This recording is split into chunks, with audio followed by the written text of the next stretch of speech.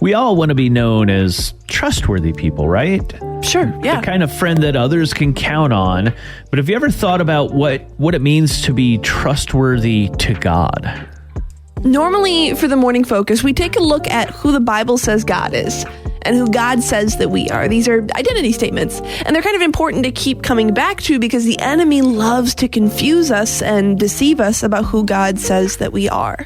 But today, instead of just looking at who we are, we're going to look at who we can become. Because just like the enemy wants to throw you off of who the Bible says you are, who God says you are, he also doesn't want you to believe in who you could become.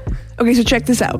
And Jesus says in John chapter 15, verse 14, "You are my friends if you do what I command."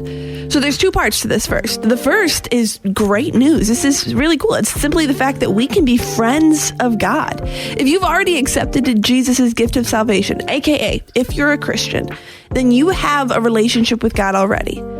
But that relationship has the opportunity to grow into something deeper. Because not everyone is God's friend. And that's where the second part of this verse comes in, the if part, if you will. We are Jesus' friends if we follow his commands. Now look, salvation is not earned. We're not saying that here. That's not what this verse says. That's God's free gift of grace. But trust, just like in any friendship, it's something that's earned. Trust is built over time.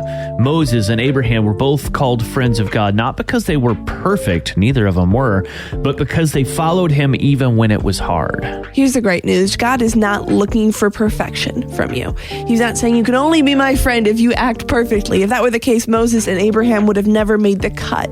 Rather, God is inviting you into a relationship where your obedience builds closeness. When we do what he says, we're saying, God, I trust you, and you can trust me too.